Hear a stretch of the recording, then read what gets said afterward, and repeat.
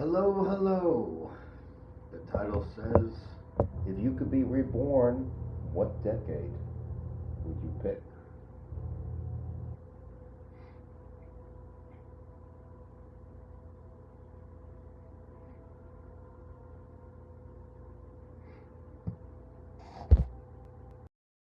So I've thought about this question in the past, and I landed on the 70s, where I would want to be, I guess, born in the 60s and spend my teens or 20s in the 70s. Um, so possibly being born in the 50s to spend my 20s in the 70s. And the reason being, I find it is the probably the time period that has the most quality of life things. I'm sure, um, indoor plumbing, um, heating. I'll have to check on air conditioning. Um, the thing about air conditioning, I mean, one of my favorite albums. I don't know. I toss around the word masterpiece every once in a while. Um, NERD. Um,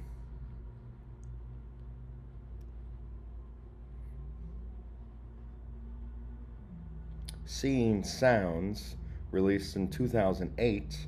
Um, Pharrell opens the first song talking about record heat waves, I believe in the 80s, and like what they have to do to get cool.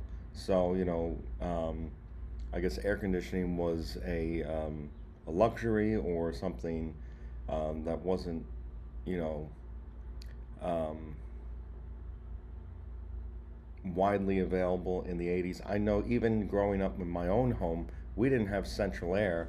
So there were hot summer nights. Sometimes I reflect fondly on these. There were hot summer nights where all I had was a fan and open windows. And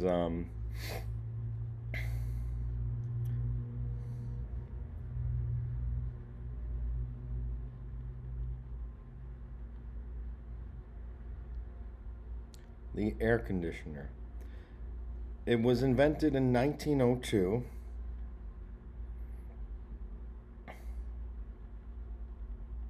And I'll type in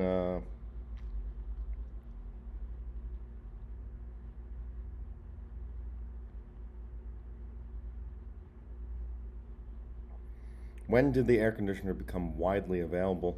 Air conditioning became common in public buildings during the 1920s and 1930s and private homes in the 1950s and 60s.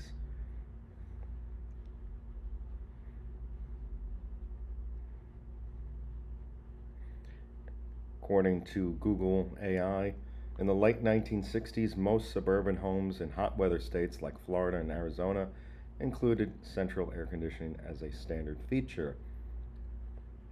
So it seems like the 70s would have air conditioning. I don't believe central air was part of my school at St. Mary's. I went to St. Mary's School in East Islip, and I remember there were some hot summer days where they opened the windows and they turned on the fans because I don't believe they had central air. Um, but anyway, this is one quality of life feature that I consider. The other thing is its distance from video games and personal computers. So, the 1980s, I guess you start getting introduced to NES, Atari, um, and some personal PCs, um, and certainly in the beginning part of the 90s you have Super Nintendo, Sega Genesis, and by the mid 90s you have AOL, and certainly you have no cell phones in the 70s. So I would like a more traditional setting where people communicate via, I guess, telephone, and perhaps there's a more sense of community, and you are interacting with people based on proximity, and in order to expand um, your social circle or the people you know, potentially you travel, and I guess I'm thinking of higher education where, if you live in a small town in Michigan, maybe you're intelligent, you get awarded scholarships, and you decide to go to MIT, you go to Harvard or something, and now you're in a new circle. Um, the other thing I considered was music and movies. So I figure I'm not big on movies. My father, he loves Turner Classic Movies. He's always telling me about some old time movie he's watching. He loves the movie Jaws, and but I'm, you know, I don't really have the attention span to devote to a 2 hour movie. Um, you know, I guess television was seen as like a distraction growing up, where if you spend as much time on television as you did on, your studies, you would be a rocket scientist and stuff. And during my time at Saybrook and Seton Hall, I did a documentary on how much time I spend watching television. And basically, it comes down to when I fall asleep and when I'm eating. So I used the movie The Menu as an example, and I would order food, and this was also to document how much time I was saving by getting DoorDash. So typically, if I went out to get food, it would I use Zan's as an example. Zan's is about 20 minutes away, so I call Zan's. I want a corned beef sandwich. I go down. It takes me 20 minutes to get to Zan's, and then it takes me about 20 minutes to get back, and so that's 40 minutes spent right there. And then it takes me about 15 minutes to consume the food, and so now I'm spending about an hour on lunch or dinner. And if I just do DoorDash, I can just cut it down to um, the consumption time, which is about 15 minutes. So over the course of several meals, let's say 8 of them, I watched 10 to 15 minute clips of the menu as I ate a meal, and I might have watched, and in graduate studies, if I was assigned to watch a movie, that was like the most excruciating assignment they could possibly do, because unlike high school and grade school, where it was a treat to have a movie. Hey, we're gonna fuck around today. We're gonna watch a movie. We're gonna watch Macbeth. We're gonna watch, um, what's the one with Boo Radley? To Kill a Mockingbird or something. We're it's like a day off. For me in graduate school, it was work, because now I got to set 2 hours out of my day to watch a movie, and that's more time I want to invest in something. Um, that's I don't want to invest 2 hours watching a movie. I'd rather be reading a paper, reading a textbook, writing a paper, and most of the time I had to write a paper on these movies. Um, so I just don't watch a whole lot of television. Right now, um, there's How I Met Your Mother on Bravo or E or something. I'm watching it, and it's gonna be like my new show to watch when falling asleep. But those are few and far between. Like, I haven't been watching House of Dragon. I'm a huge Game of Thrones fan. I watched the first 6 episodes when they started transitioning, when they got the new cast, when they went from young princesses and princes and whatever to older ones, um, and the kid was like jerking off on the balcony. That's the last episode I saw. So I haven't seen the second season. I haven't seen the third season, um, but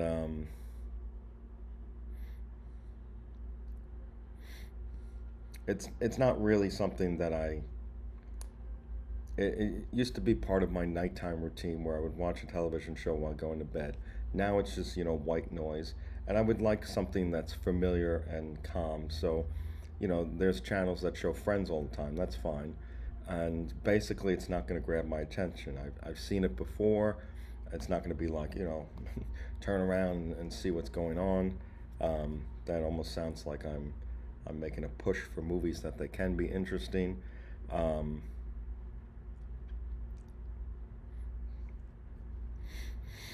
Basically, it's not an important thing in my life. Um, and it was overblown in proportion of how distracting it was in my life. I watched an average amount of television, And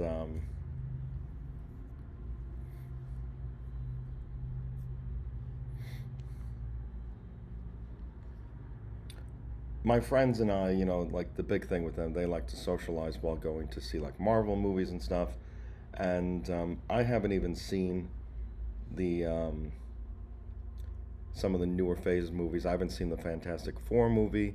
I haven't seen the new Avengers, the Thunderbolt movie.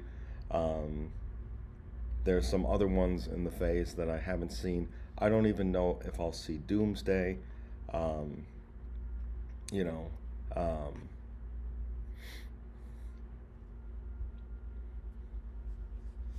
So that said, if I chose a decade, part of the reason why I thought of the 70s was quality movies.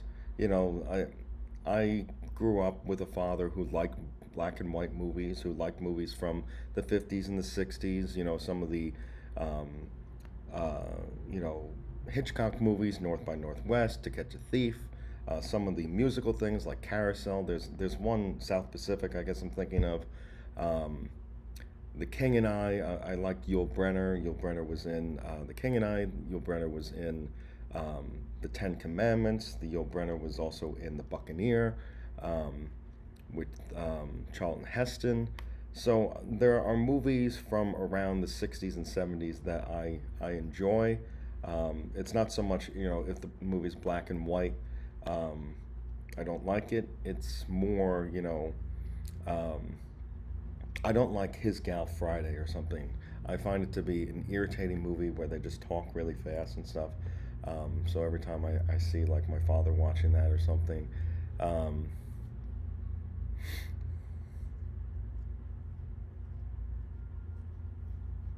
but yeah, anyway, The Graduate, some Dustin Hoffman movies. I've never seen the whole movie with was it Marathon Man or something? It's one where he's being chased by like a Nazi dentist or something, and my parents would always, is it safe or something? So, television, television was considered for this. I'm sure that TV itself, I don't know what was popular programming at the time. Let's say Happy Days. I'm sure that was, not very good. I mean, you might reflect. Growing up, I would watch TV Land. There was Dragnet. There was Taxi, Merrily Tyler Moore Show. Um, some of these things. I Dream of Jeannie. What's the other one? That's like Bewitched and stuff. These were, okay when I was a kid and stuff. I really think, there was a line, I guess, from 30 Rock where Tina Fey says, I think we're in a golden age of television. I really think that, the the era that HBO brought with The Sopranos and Game of Thrones, and well, I guess before Game of Thrones, um, was the golden age of television, and it extended to, let's go from The Sopranos, let's go from 2000, The Wire, The Sopranos, and it probably extends to the mid 2010s when House of Cards and some of the Netflix shows came out. But now Netflix is just so saturated with programming. There are B and C movies, and like, a lot of just, schlocky shit. Schlocky is a word that my friend would use. That's a very rare occurrence for me to say it. Um,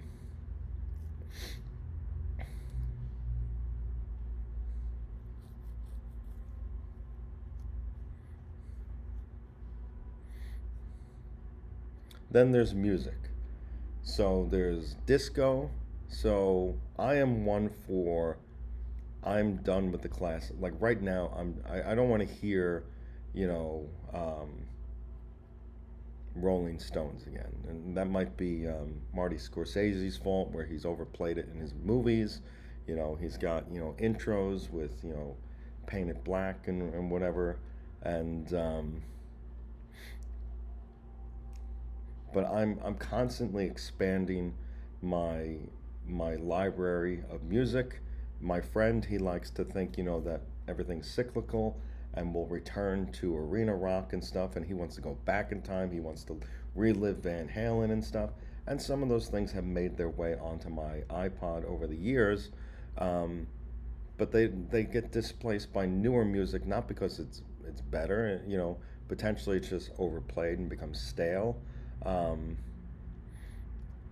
I don't think it's a maturity thing. There's the other thing, like, I don't listen to music to just seem mature. When I was in high school, there were some people who were fan of Billy Joel and Bruce Springsteen. And, the people who are fans of those music might actually be fans, or they might be trying to age up and trying to look more mature than they are by listening to quote unquote classic music or something. Um, you know, um, I don't listen to music that I don't like, and but I guess there's a perception, a belief that potentially some of the music I grew up with was immature, or it represents someone who is, I guess, lacks maturity. So Limp Bizkit is probably the best example. Some of the subject matter, talking about sniffing on Limmy's panties and stuff, and the song Nookie and stuff. To me, Limp Bizkit was one of my favorite bands during that era, if not my favorite. Um, Metallica became one of my favorite bands, and um, but I don't. I'm not like embarrassed by Limp Bizkit. I think they could have easily headlined for Metallica. They were pretty big. Metallica's probably the biggest rock group of all time. So they're not going to headline for Metallica, but they were for a moment the biggest rock band, I think, in existence. Some people say that about Guns N' Roses. I think Limp Bizkit's tenure is probably longer than Guns N' Roses. Guns N' Roses had Appetite for Destruction, and then they had some singles, Lose Your Illusion and whatnot. Limp Bizkit had $3 Bill Y'all, Significant Other, and Chocolate Starfish and the Hot Dog Flavored Water, which were multi-platinum albums, potentially diamond albums. My understanding is they sold about 35 million copies worldwide from those three albums, which would mean one of them has to be at least diamond. There are different numbers around, but other bands around that time, like NSYNC and Britney Spears and Backstreet Boys, they would typically sell 3 million albums in the first week they released a CD. Then Limp Bizkit, Wes Borland left the band.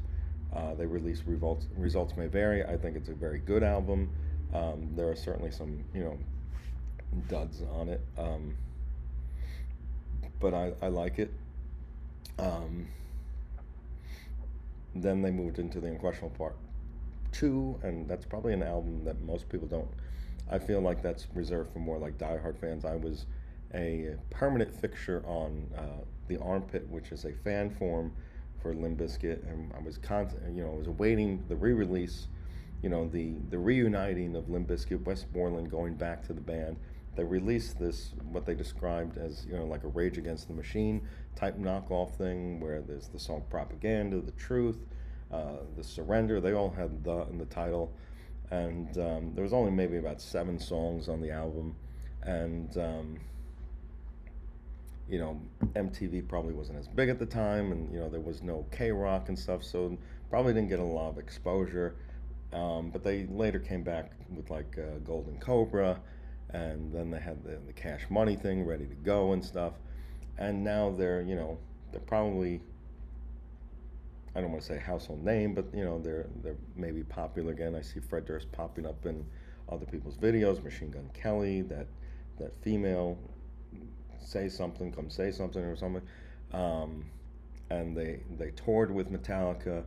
They had Out of Style, which I guess I listened to that album maybe like a few months to a year before I heard that song, so it was kind of like new to me again because I forgot about it, but I think that probably had some popularity.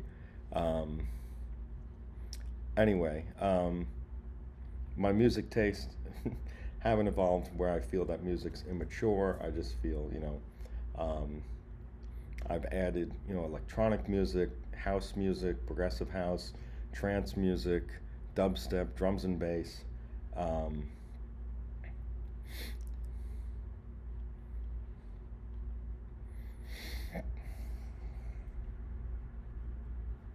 So I would be a little concerned about music, I guess, um, knowing that a lot of my iPod is not dominated by 1970s music. Um, I'm sure there's some disco stuff that I might like. I do like electronic music, and Random Access Memories has some. My name is Giorgio.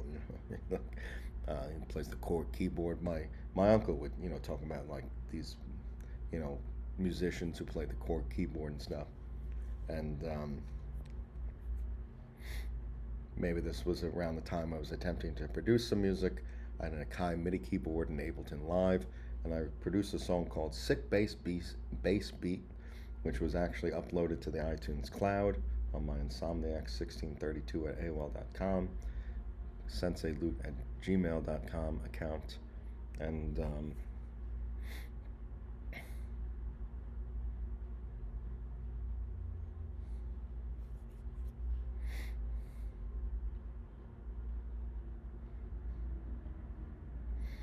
so the big thing for choosing the 1970s is its distance from video games, cell phones, personal computers. Um, but that said, I don't want to go back. I'm right now. I'm in a period where nothing in my life is that great, right? If I reflect on some memories from 2013 and the music I listened to and some of my experiences that I've had in my life and the familial relationships, there are great moments that I crave and miss and pray to God that I can re-experience again with some new circumstances. If I had a social group where if I had the love of my life, if I had that girlfriend that I've always wanted, that wife that I've always wanted, that family that I've always wanted, you know um, that might make those moments so much better. Or just addition by subtraction, some of those moments are just bliss where I'm in my room listening to music and not having those social obligations, not having, you know, my friends like to make the excuses like, hey guys, you want to hang out? Oh no, you wouldn't understand. You got work tomorrow, whatever. You don't want to come out. That's fine. You don't need to make excuses. Um,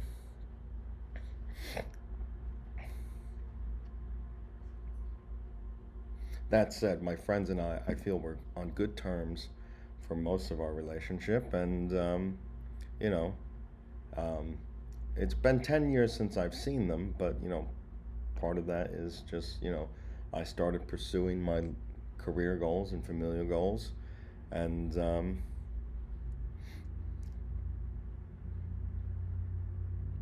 anyway, I'll address that topic at some other time. Um, but if I didn't have them in my life, if I could just live in those moments and just listen to the music and enjoy being by myself, I think that would potentially be better. Um, but like right now, nothing's all that great. You know, I'm not listening to my music all hours of the night, through headphones and just browsing, looking for new music and just enjoying it. I, you know, if I had my car, I do like to drive and listen to music. That's one of the things I do. So on Long Island, there's Sunrise Highway. I might drive down to the West Islip exit on Sunrise Highway, and then I might drive down to the Wading River exit on Sunrise Highway and just do a loop where I'm just driving, listening to music. Sometimes I'll go north south. I might go on to the Southern State, and I might take that to Nassau County or something. And basically, it's just like an hour driving and listening to music. And I did this for years. Um, but like right now, I'm not really. I listen to some of that Anjin Pujin, the guys who have the, the outfits and stuff. Um, they came in like two phases. So when I got released from prison, and around January, they came across my feed, and it was interesting. Um, the whole live setup was kind of an interesting one. and I guess the song was decent. But then I guess it was last month, they came across my feed again, and it was like they took the internet by storm. So I'm just wondering like why they didn't do that the first time. Um, the song made its way to my iPod. Um, Hold on, I gotta let Shelby out.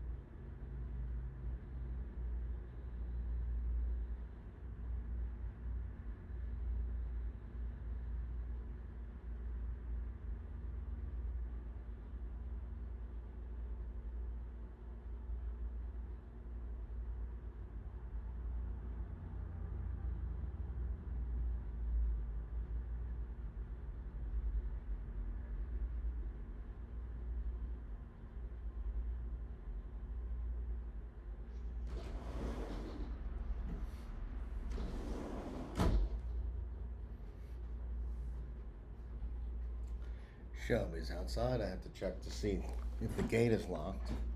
So we're talking about music and adding music. Um, I guess the big thing about picking different decades, the 70s certainly doesn't have Facebook or social media, which was basically like there was a point in my life where I said, I wasn't established in 2005. And I think social media basically is the definition of a lack of congruence between genuine self, the identity you want to be, and the perceived identity. This is a big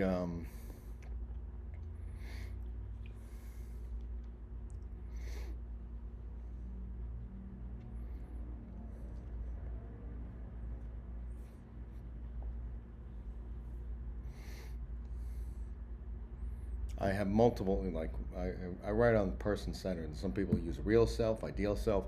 It gets confusing. So we'll say I could use the tatme and the hane, um, but we'll use, genuine self and perceived self.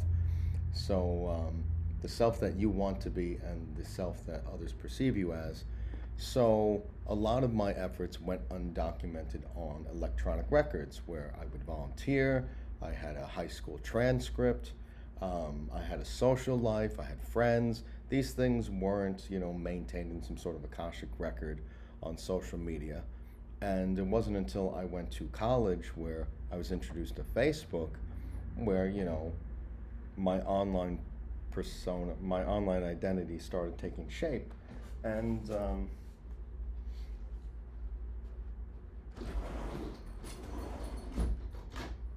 so I like to say I wasn't established in 2005. So I was 18 years old in 2005.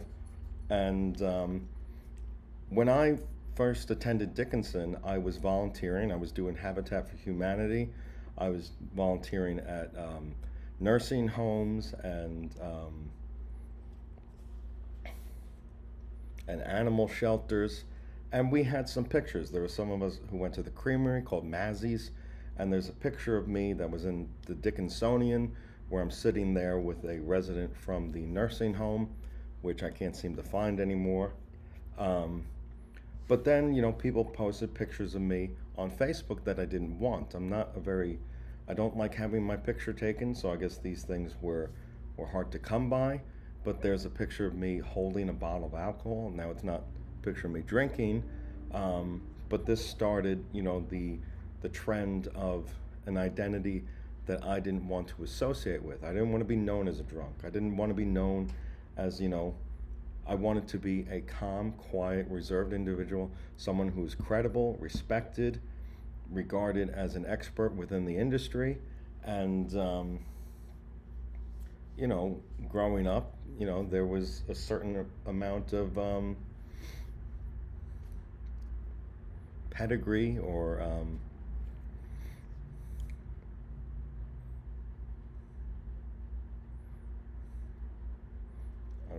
the words are eluding me, but you had to maintain a professional appearance where, you know, you wouldn't show your, like, using a doctor as an example, you wouldn't show your butt to a client or something. I guess this is a story. One, a doctor maybe got fired or something for showing their butt to a patient or something. Um, you want to project a persona of someone who's responsible. And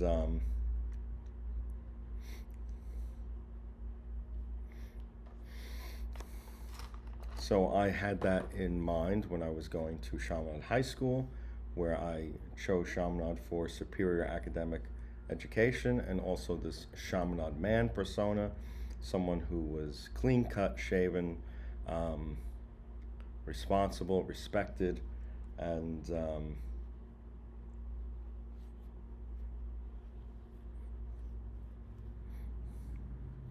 you know, Facebook, you know, took things that I didn't want posted on the internet and put them on the internet. And originally it was under the guise, the the belief that you needed a .edu to be on Facebook. Well, then they opened the floodgates. They allowed anybody to join Facebook, and now my audience wasn't selected. So I'm not posting these pictures. Someone else does, and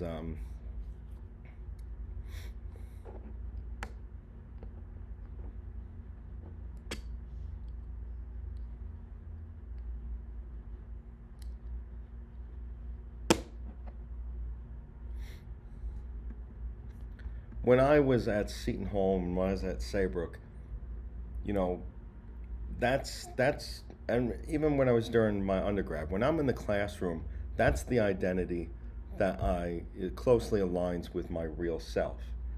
So my professors, likely during my undergrad, probably had some encounter with the person that I wanted to be, and I felt I was respectful of my peers, respectful of the classroom. Um, some people remarked on my intelligence, and that the consensus was that I was an intelligent person. That's what my advisor told me. Um, I was told by one person that my academics weren't being called into question, where was had stellar academics, and it's separate from the persona that kind of associate with people in my 20s who might not take me seriously because they've seen me at the bar and we've been talking about, you know, fantasy sports and stuff, and you know, the conversations might not fall in line with someone who's, you know, responsible and credible and respected within the industry, but those people aren't within my industry. They aren't my patients, they aren't my clients, they aren't my coworkers, they aren't even my classmates. They're my friends, or they're supposed to be my friends. So when we talk about, you know, World of Warcraft and fantasy sports, these are things that, listen, like when I was a biology major, I didn't go home and watch the Nature Channel. I didn't watch Discovery and, you know, I didn't watch Earth and stuff. I was so sick. You know, there's that scene from Friends where um, Rachel goes to the gynecologist in the hospital waiting room. He's like, "Do you know when you've been looking at something all day?" You know, like he doesn't want to go home and look at another vagina. So when I studied biology all day, the last thing I wanted to do was go home and watch, you know, television programming that is focused on biology. I wanted to take time and relax. So this is when, you know, Suits and Community and 30 Rock, they were, you know, part of my nighttime bedtime ritual, and they were, you know,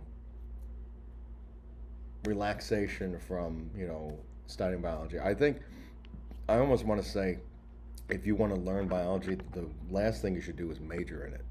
You know, If you have a genuine interest in life sciences, you get a career that can provide you some income, and you can study biology on your own time.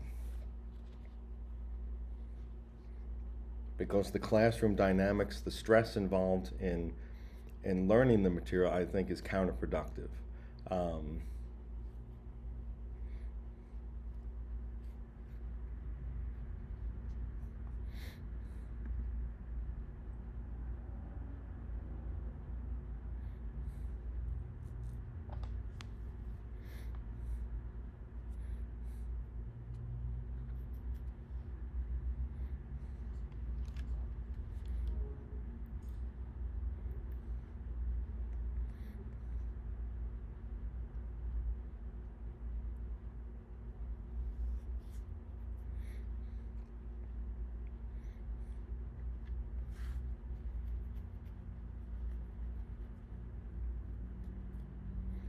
the other thing about, I was reading Sapolsky and he's talking about, these anonymous events that if you live in the city, like each encounter is random enough where you're probably not going to see that person again unless you're going to some sort of like organized event where you meet weekly.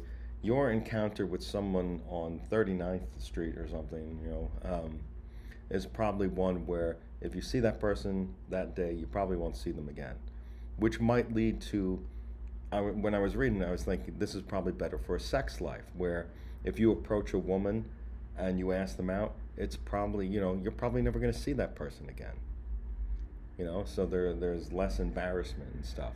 If you, I went on a date with a girl. She said she was from Center Moriches. She said everybody in this town knows each other. So like that's not some. If I want intimacy, I don't want to be in a small town relationship because I don't want. I always thought like my bedside manner would be one that would allow me to be giddy and or allow me to show off personality that's suppressed, where I could be genuine with that person. Um, doesn't have to be in bed, but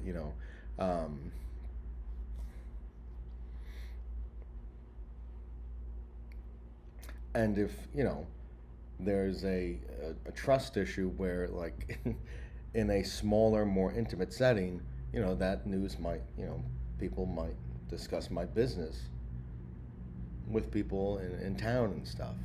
With an anonymous encounter, that person doesn't know me. If she tells her friends and stuff, it's likely not going to make it back to my social circle and stuff. Um,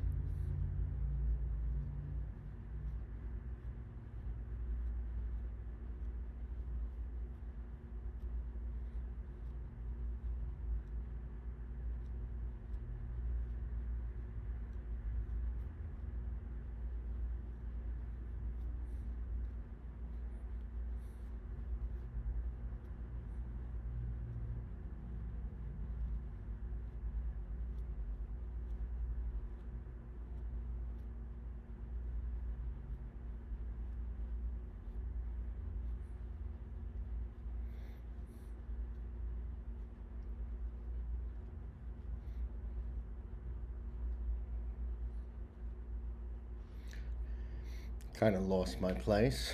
So I was mentioning the anonymous encounter, so that's something in the city. Um,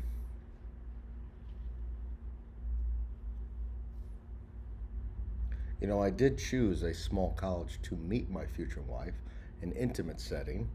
Um,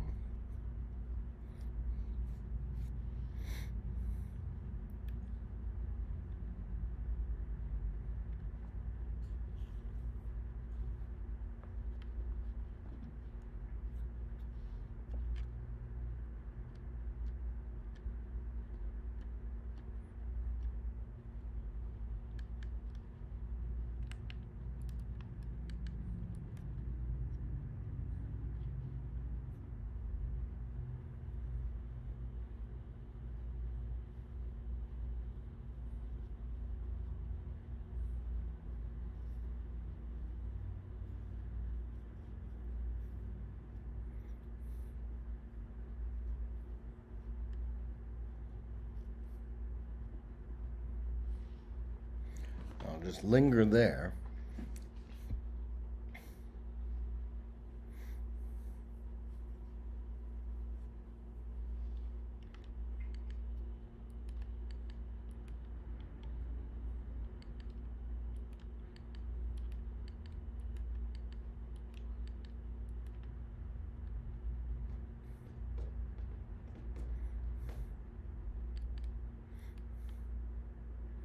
I wanted to do some research on attachment theory, um, describing relationships as love bonds. So, based on a framework of nucleic acids, where guanine and cytosine requires more thermal energy to break than adenine and thymine, and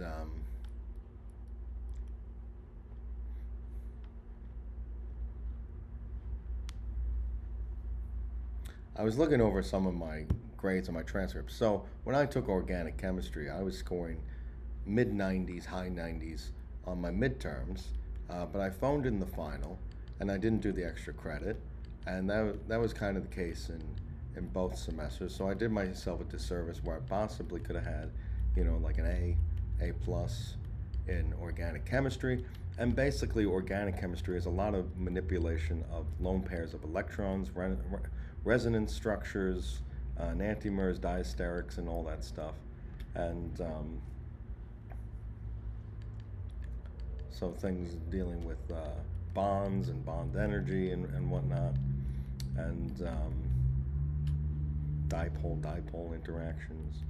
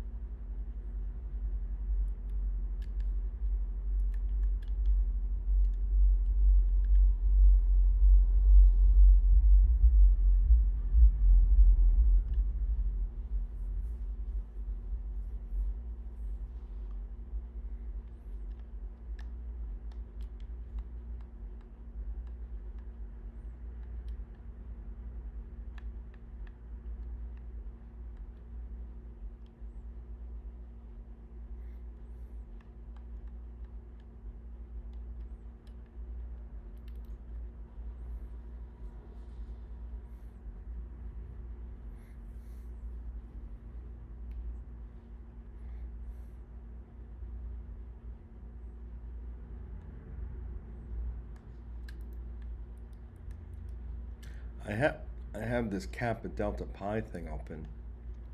I could have sworn when I was invited that it was under a counselor, and I asked, the guy who is my contact at Kappa Delta Phi, this Chris, if there was a mistake, where is there a chapter associated with counselors rather than teachers?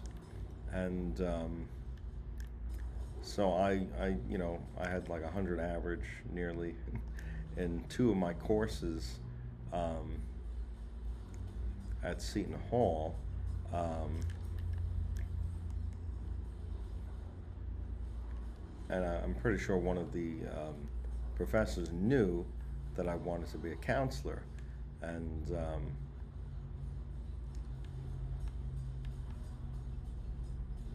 but I've always kind of like, I didn't want to be a teacher because I didn't think I would make a good one. Um, wasn't until I met a person later on in life where I felt that if you want to truly master a subject, you should be able to teach it, type thing. So it's better for your own understanding of a subject if you have the ability to teach it.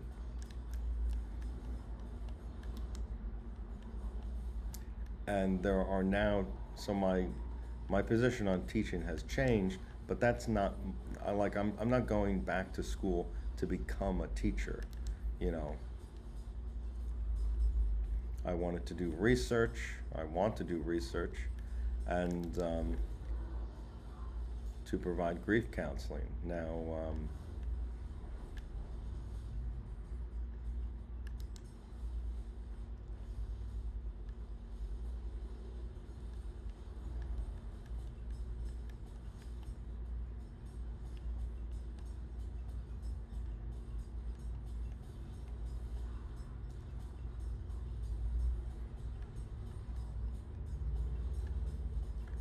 Now, I might decide to teach in order to pay the bills, and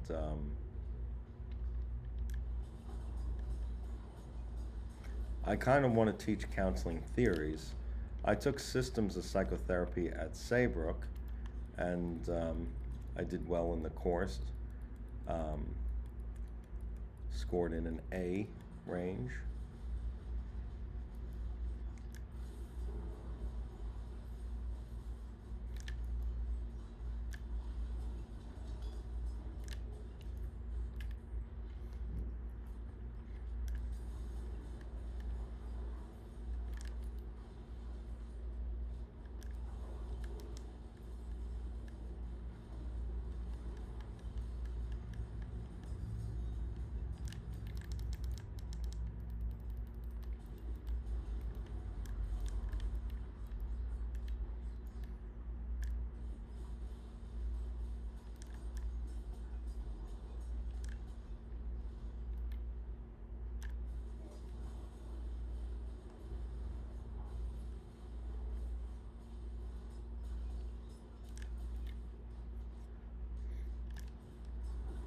I had a dream that one of my classmates was accusing me of pretending to be a teacher, and I think where this stems from. So, I took a course called Counseling Skills, which used the textbook Spadaro. I wasn't a big fan of Spadaro's textbook. Originally, the text listed for the course was um, it was like multicultural interviewing, intentional interviewing or something. It was Ivy and Ivy and Zelvedek, something. Um, but they changed the textbook, and the professor for this course was a Professor Mayer, and she was talking about. I remember in our residency she was mentioning how we had to do a counseling video, and she's like, no pajamas on the bed and stuff. I could have sworn when I discussed this with my peers, I could have sworn I said I recorded that conversation. Um, but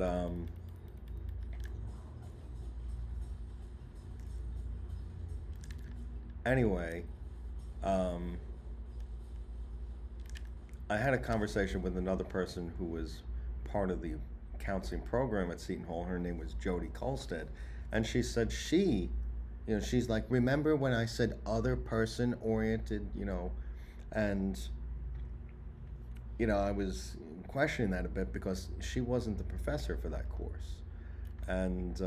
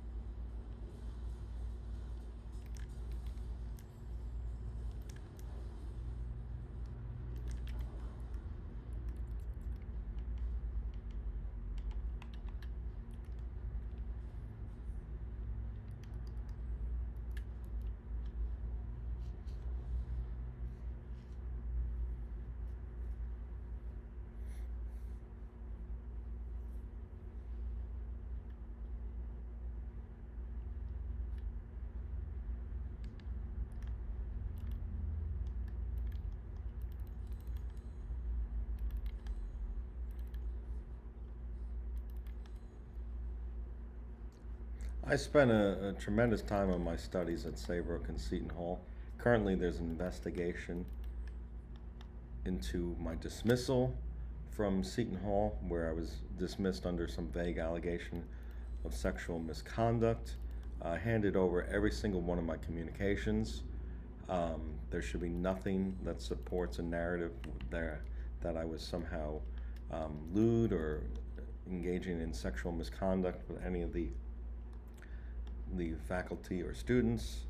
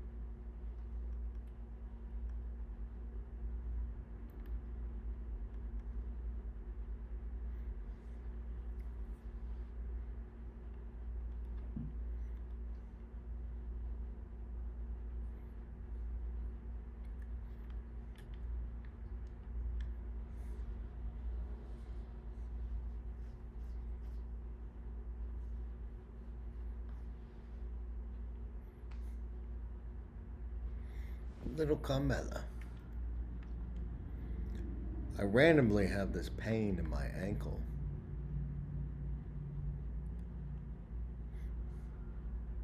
I didn't twist it or anything.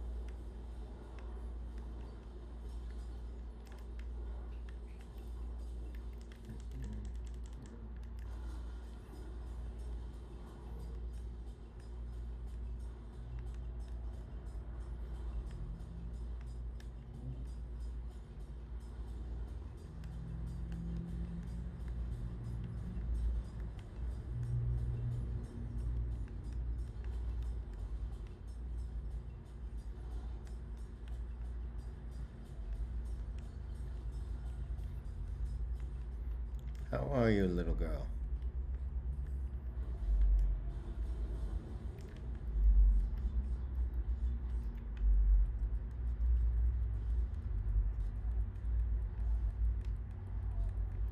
I hope you're well.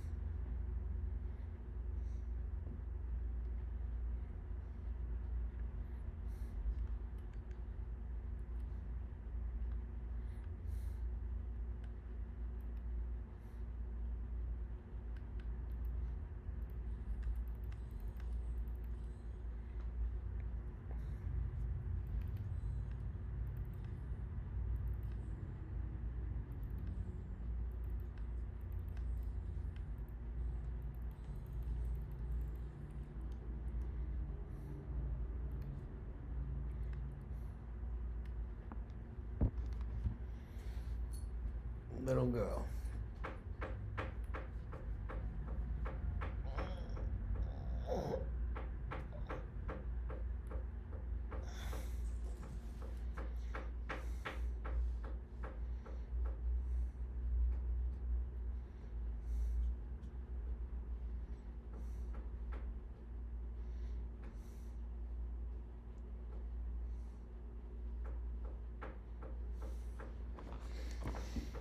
What can I do for you?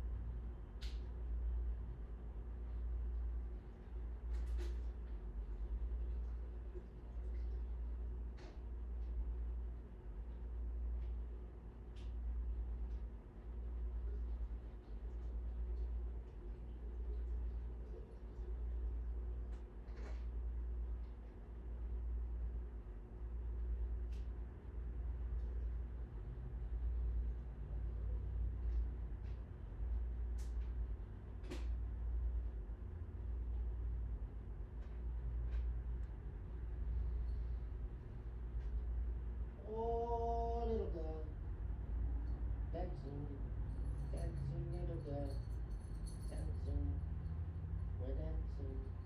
Come on, we're dancing. Little girls, come together.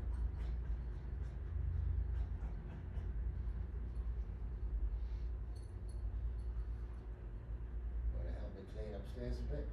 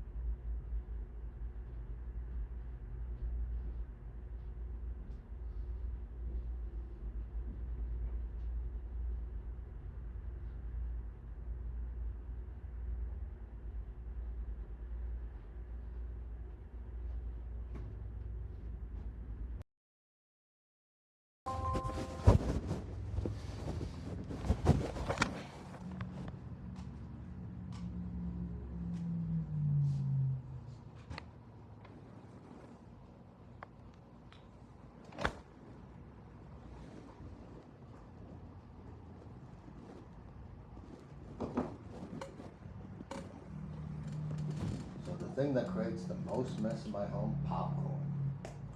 Go to AMC or Regal Theaters, get the popcorn from DoorDash.